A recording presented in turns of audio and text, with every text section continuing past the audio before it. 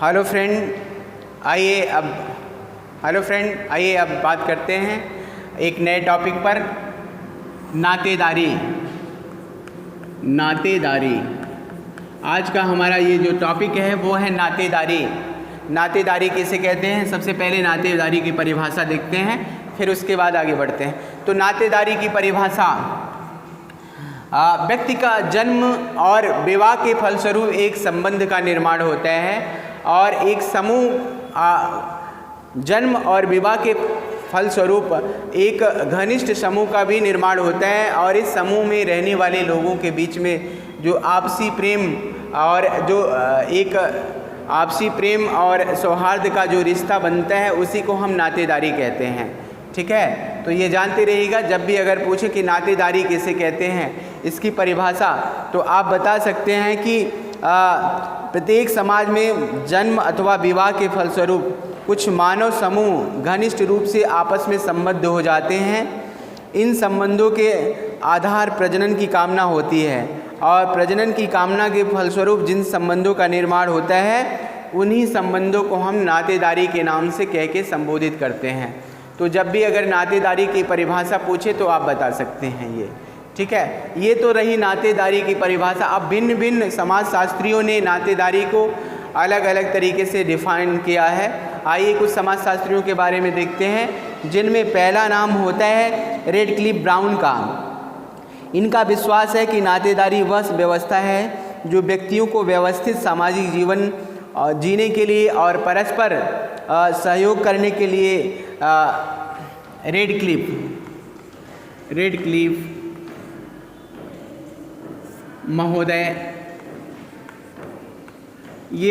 महोदय का विचार है। तो रेडक्लिफ महोदय ने कहा कि ये जो सामाजिक एक ताना बाना बुना गया है, समाज में रहने वाले लोगों का आपस में कहीं न कहीं एक दूसरे के प्रति जो सहयोगात्मक रवैया होता है और एक जो संबंध बनता है दोनों में, तो वो संबंध ही नातेदारी के रूप में परिवर्तित हो जाता है। आगे चलकर उन्हीं संबंध को ही हम नातेदारी कहते हैं। हो न हो, अगर नातेदारी की बात की जाए तो नातेदारी यही होता ही है। आम चलन बोल भाषा में भी इसको प्रयोग किया जाता है। तो वो यही होता है कि जो विवाह के फलस्वरूप या जन्म के फलस्वरूप जो एक रिश्ता बनता है, समाज में रहने वाले लोगों के बीच में आपस में जो रिश्ता बनता है, उसी रिश्ते को हम नातेदारी नाम देते हैं। ठीक है, नातेदारी के नाम से भी उस रिश्ते को हम संबोधित करते हैं। जबकि मानव शास्त्रीय शब्दकोश के अनुसार नातेदारी व्यवस्था में समाज के द्वारा मान्यता प्राप्त वे संबंध आ सकते हैं जो अनुमानित और रक्त संबंधों के ऊपर आधारित होते हैं। तो ये रिश्ता ही ऐसा होता है जो रक्त संबंधों पे आधारित होता है। चूँकि विवाह के फलस्वरूप जिसका निर्माण हो रहा है, जिन संबंधों का निर्माण हो रहा है, वही संबंध तो आगे चल के नातेदारी के रूप में हमको सामने दिखाई देते हैं। तो नातेदारी के बारे में अगर परिभाषा पूछे तो आप इन परिभाषाओं को बता सकते हैं ऐसे। अब नातेदारी के भेद।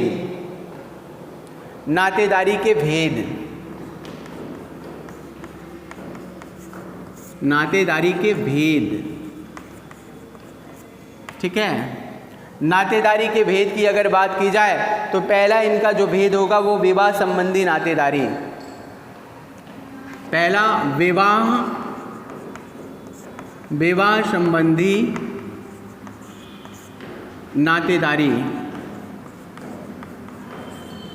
विवाह के फलस्वरूप किसी व्यक्ति का अगर किसी से विवाह होता है तो उस विवाह के फलस्वरूप जिस संबंध का निर्माण होता है उसी संबंध को हम विवाह के फलस्वरूप नातेदारी के नाम से संबोधित करते हैं। ठीक है, तो विवाह के फलस्वरूप नातेदारी पति पत्नी के संबंध जो बनाए जाते हैं और इसके अतिरिक्त दोनों परिवारों के अन्य संबंध भी सम्मिलित किए जा सकते हैं और इसीलिए विवाह को एक संस्था का नाम भी दिया जाता है। विवाह को एक संस्था भी कहा जाता है।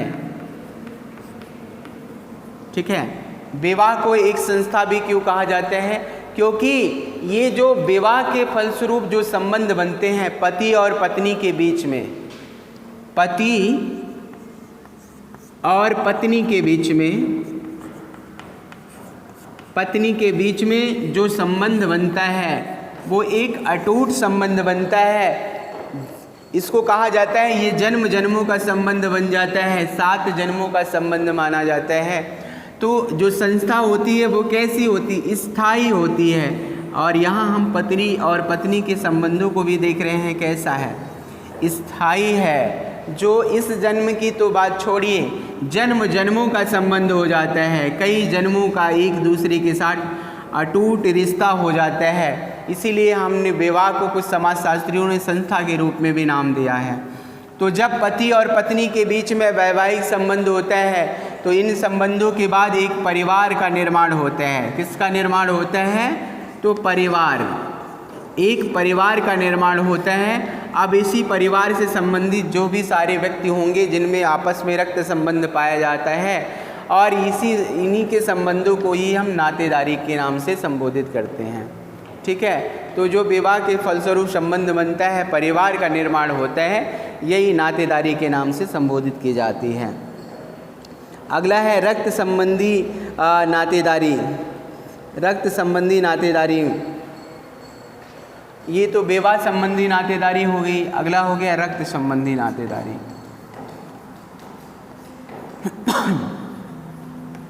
रक्त संबंधी नातेदारी,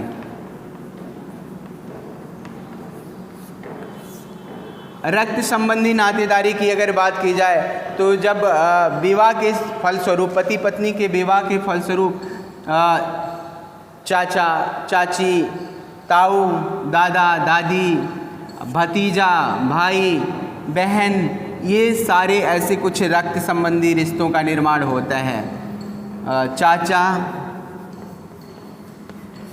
चाची, भाई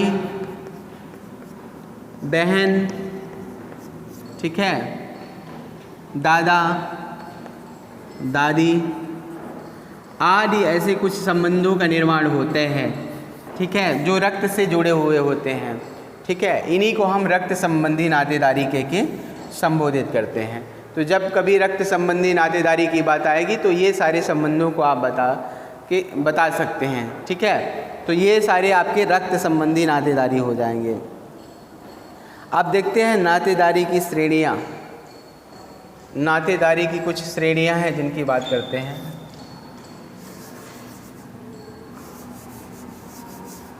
नातेदारी की श्रेणियाँ,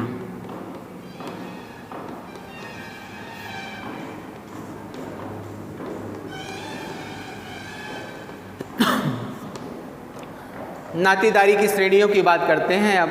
ठीक है, नातेदारी की श्रेणियाँ। अब अगर नातेदारी की श्रेणियों की बात की जाए तो एक होती है प्राथमिक, चूँकि प्राथमिक संबंधी नातेदारी, प्राथमिक संबंधी नातेदारी,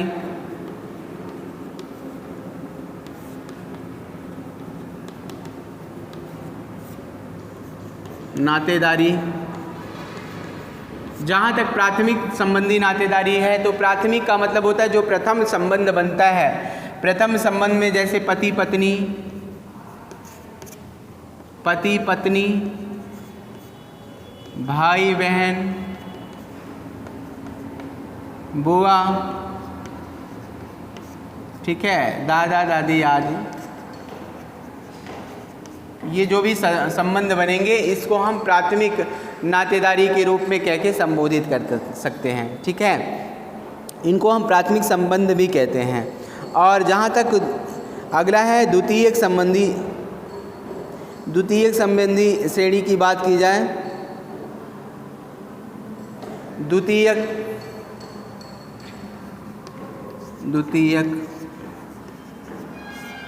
संबंधी नातेदारी। जहाँ तक द्वितीयक संबंधी नातेदारी की बात है, जो प्रत्यक्ष संबंध नहीं होते बल्कि अप्रत्यक्ष जो संबंध बनाए जाते हैं उसको हम द्वितीयक संबंधी नातेदारी के नाम से संबोधित करते हैं। अप्रत्यक्ष संबंध।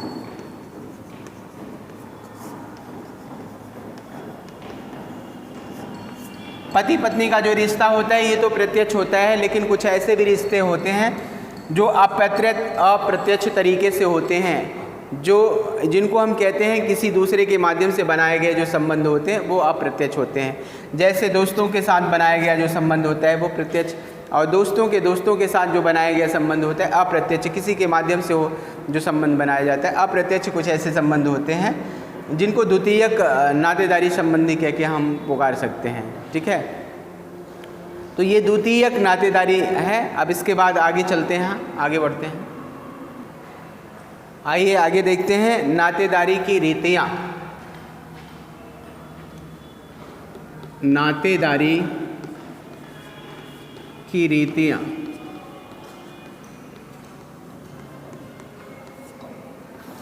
नातेदारी की रीतियों की अगर बात करें तो कुछ ऐसी जनजातियां हैं जिसमें नातेदारी की कुछ रीतियां प्रचलित होती हैं जिनको हम परिहार कहते हैं। परिहार,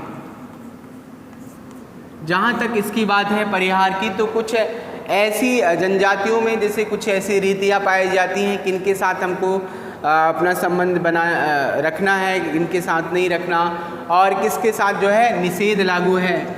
निषेध,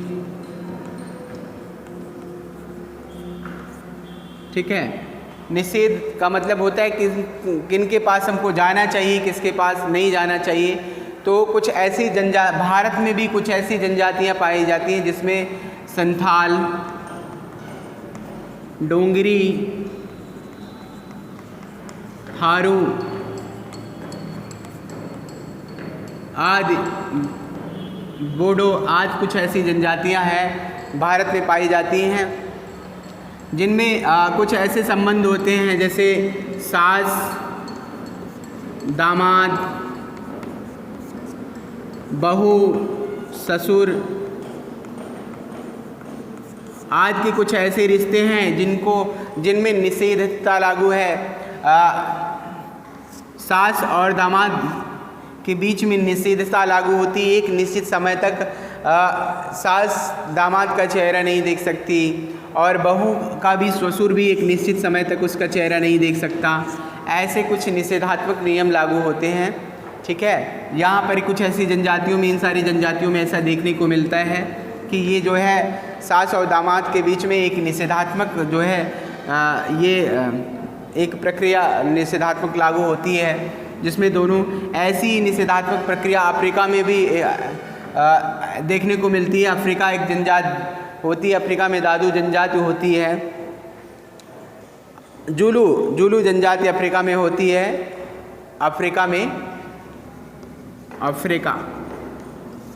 अफ्रीका में जुलू एक जनजाति होती है, जुलू। और जुलू जनजाति में दामाद का चेहरा सास नहीं देख सकती। ठीक है, सास और दामाद के बीच में एक निषेधाज्ञा लागू होती है कि सास दामाद का अपने चेहरा नहीं देख सकती। ऐसा ही ऑस्ट्रेलिया की एक जनजाति है, उसमें भी इसी तरीके का पाया जाता है। ऑस्ट्रेलिया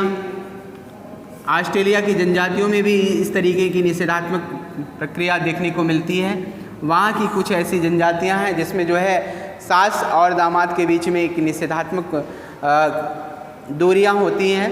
वो सास अपने दामाद को देख नहीं सकती, और दामाद के समय अगर दामाद ने अपने मुंह में कुछ ऐसी चीज़ें ली हों जो खा रहा हो, उसे वो जैसे ही अपनी सास को देखता है थूक देता है। ओस्ट्रियाक जनजाति में दामाद को उस समय तक अपनी सास के साथ आने का निषेध है जब तक वो अपनी पत्नी से किसी भी कोई एक संतान नहीं उत्पन्न कर लेता। तो तब तक जो है वो अपनी सास के समक्ष वो अपना चेहरा नहीं दिखाता। तो ये कुछ ऐसे निषेधात्मक प्रक्रिया है, रीतियाँ हैं, ऐसी कुछ ऐसी रीतियाँ हैं जो हमको जनजातियों में देखने को मिलती है। तो जब कभी आपसे पूछे तो कुछ ऐसी, और भारत के समाज में भी अगर देखा जाए तो कुछ ऐसी रीतियाँ रही हैं जिसमें सास और दामाद और का तो नहीं, उसमें थोड़ा सा क्लोजता के संबंध पाए जाते हैं ज़रूर, लेकिन बहू और ससुर के बीच में एक निश्चित दूरियाँ होती हैं। ये इसको हम रीतियाँ कहते हैं, और ये रीतियाँ हमको समाज में देखने को मिलती है। दोनों कहीं न कहीं एक दूसरे से निषेधात्मक प्रक्रिया इन दोनों के बीच में लागू होती है। दोनों एक दूसरे से दूर रहते हैं और जैसे ही ससुर का चेहरा बहू देखती है तो घूंघट कर लेती है। ये प्रथाएं भी हमको देखने को मिलती हैं। ठीक है। ईवी टायलर के अनुसार विश्व की अनेक ऐसी जनजातियों का अध्ययन उन्होंने किया और निष्कर्ष निकाला कि जिन जनजातियों में मातृसत्तात्मक परिवार होते हैं वहाँ पर सास तथा दामाद का दुराव पाया जाता है। ठीक है। ईवी टायलर महोदय, ईवी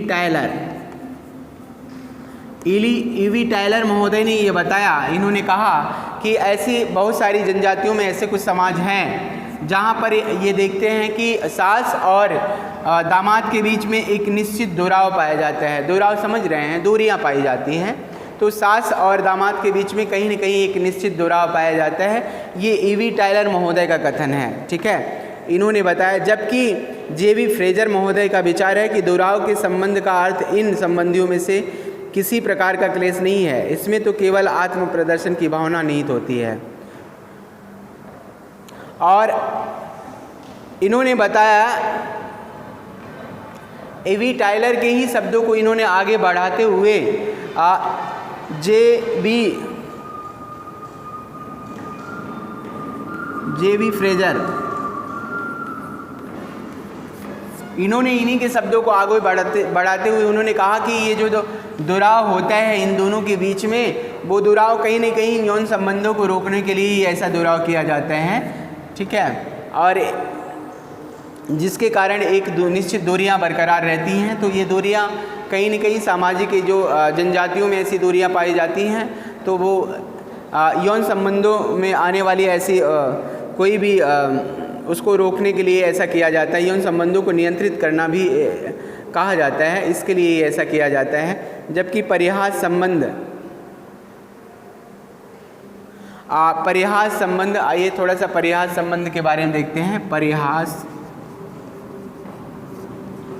संबंध, अब आइए थोड़ा सा परिहास संबंधों के बारे में बात करते हैं। जहाँ तक परिहास संबंधों की बात है तो भिन्न भिन्न समाजों में परिहास के संबंधों की मर्यादा है। परिहास संबंध दो व्यक्तियों को यह स्वतंत्रता देता है कि वे आपस में हंसी मजाक कर सकते हैं, यहाँ तक कि यौन संबंधी हंसी मजाक करने की भी आज़ादी देता है। परिहास संबंध के अनेक उदाहरण हमारे आधुनिक समाज में भी मिलते हैं। भारत की जनजातियों में परिहास संबंधों में यौन संबंध स्थापित करने की भी स्वतंत्रता दी गई है। राजस्थान, सौराष्ट्र यानी गुजरात, भील जनजाति, देवर भाभी, राजस्थान, सौराष्ट्र यानी गुजरात, यहाँ की बहुत सारी ऐसी जनजातियों में ऐसे परिहास संबंधों के बारे में जानकारी मिलती है जहाँ देवर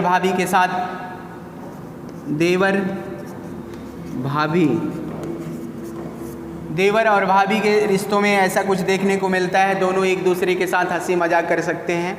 ऐसा हम राजस्थान और सौराष्ट्र यानी गुजरात में इस तरीके का देखने को हमको मिलता है। ठीक है। और कभी कभी भाभी और जीजा तथा साली को यौन संबंध स्थापित करने की छूट भी दे दी जाती है। परिणाम स्वरूप उनके द्वारा उत्पन्न संतान को अवैध नहीं माना जाता। छोटा नागपुर की मुंडा जनजाति के समाज में संबंधों को मान्यता प्रदान किया गया है। परिहास संबंध के बारे में रेडक्लिफ ब्राउन के विचार हैं कि परिहास संबंध परस्पर एक दूसरे के प्रति प्रेम प्रकट करने के लिए होता है। ठीक है। तो ये जो परिहास संबंधों की बात की जा रही है, परिहास संबंध में कुछ ऐसे भी संबंध होते हैं जो उत्तर भारत में भी कुछ ऐसे संबंध देखने को हमको मिलते हैं जहाँ एक दूसरे के साथ एक निश्चित दूरियां होती हैं, लेकिन उसके बाद भी कहीं न कहीं जो है आपस में हंसी मजाक करने की स्वतंत्रता दी जाती है, आज़ादी दी जाती है। जैसे देवर का भाभी के साथ और जीजा और साली के साथ। तो ऐसे कुछ रिश्ते हैं जहाँ पर जो है परिहास संबंधों में थोड़ी सी छूट देखने को मिलती है। ठीक है। तो जब इसकी परिहास संबंधों की बात करेगा तो आप बता सकते हैं। मातुल अधिकार, अगला है मातुल अधिकार।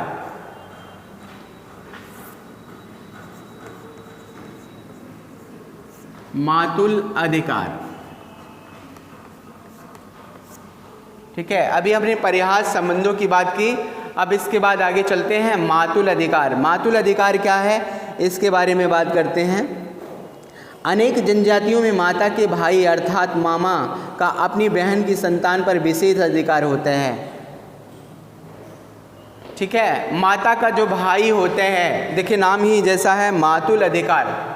ठीक है, मातुल यानी माता का जो भाई होते हैं, माता का भाई अर्थात मामा, अर्थात मामा। ठीक है, जो माता का भाई होता है अर्थात मामा होते हैं, उसके भी कुछ ऐसे अधिकार होते हैं। ठीक है, जो कि उस संतान को संतान से संबंधित होता है। इसी को हम मातुलेय प्रथा का प्रचलन भी मानते हैं। मुख्यतः मातृसत्तात्मक समाजों में ऐसी व्यवस्था देखने को मिलती है, परंतु इसका अभिप्राय कतई नहीं है कि पितृसत्तात्मक परिवारों में यह प्रथा प्रचलित नहीं है। इसका उदाहरण दक्षिणी अफ्रीका की मोंगो जनजाति में देखने को मिलता है और इसी प्रकार का कोमाचे जनजाति में मातुलेय प्रथा प्रचलित थी। मोको जनजाति और मातुली अन्य कुछ ऐसी जनजातियां हैं जिनमें ये प्रथा देखने को हमको मिलती है, मातुल अधिकार। ठीक है, तो मातुल अधिकार के बारे में बता सकते हैं, जब भी अगर आपसे पूछे कि मातुल अधिकार क्या है तो बता सकते हैं कि माता का जो भाई होता है अर्थात मामा जो होता है उसके भी कुछ अपने अधिकार होते हैं, उसी को हम मातुल अधिकार कहते हैं। ठीक है, और ऐसा एक मातृसत्तात्मक परिवार में ही नहीं देखने को मिलता, बल्कि पितृसत्तात्मक परिवार में भी इस तरीके के मातुल अधिकार हमको दिखाई देते हैं। ठीक है, देखने को मिलते हैं। अब आइए आगे बढ़ते हैं, आइए आगे देखते हैं पितृस्वस्त्रेय। पितृस्वस्त्रेय की बात अगर करें तो ऐसे समाज में जहाँ पितृसत्तात्मक समाज होता है, पितृसत्तात्मक समाज जो होता है जिसमें पिता का अधिकार ज़्यादा होता है, वहाँ जो पिता की बहन होती है अर्थात बुआ, पिता की जो बहन होती है अर्थात बुआ, तो यहाँ पर पितृस्वस्त्रेय में बुआ का अधिकार असीमित होता है, बुआ का अधिकार ज़्यादा होता है। ठीक है, और कुछ ऐसी भी जनजातियाँ हैं जिसमें बुआ को लड़के के विवाह के समय जो है इसे कुछ विशेषाधिकार दिया जाता है। ठीक है, तो बुआ का पितृस्वस्त्रेय में जो है विशेष जो है इसके पास अधिकार होते हैं, जिस प्रकार हमने मातुलेय मातृसत्तात्मक विशेषता में देखा कि जनजातियों में पितृस्वस्त्रेय, वैसे ही प्रथा में हम पितृस्वस्त्रेय में भी देखते हैं कि पिता का जहाँ अधिकार ज़्यादा होता है वहाँ बुआ का स्थान सर्वेसर्वा हो जाता है। वैक्स प्रायद्वीप में बुआ ही व्यक्ति का विवाह कराती है और भारत की डोडा जनजाति में बुआ का विशेष महत्व है। बुआ ही बालक का नामकरण करती है। बुआ को कुछ जनजातियों में भी तो ऐसा कहा जाता है कि बुआ के द्वारा ही दाह संस्कार भी किया जाता है। कुछ ऐसी जनजातियां हैं जिसमें बुआ के द्वारा, जो बुआ होती हैं इनको कुछ विशेषाधिकार दिया जाता है दाह संस्कार का, तो दाह संस्कार का भी अधिकार बुआ को दिया जाता है। तो पितृस्वत्रेय में बुआ को विशेष अधिकार दिया जाता है। तो जब कभी अगर पूछे पितृस्वत्रेय में तो आप बता सकते हो जहाँ पर बुआ का विशेष अधिकार जो बुआ को दिया जाए, तो ऐसा जो है ऐसी प्रथा को हम पितृस्वत्रेय प्रथा कहते हैं। माध्यमिक संबोधन, अगला है माध्यमिक संबोधन। माध्यमिक संबोधन,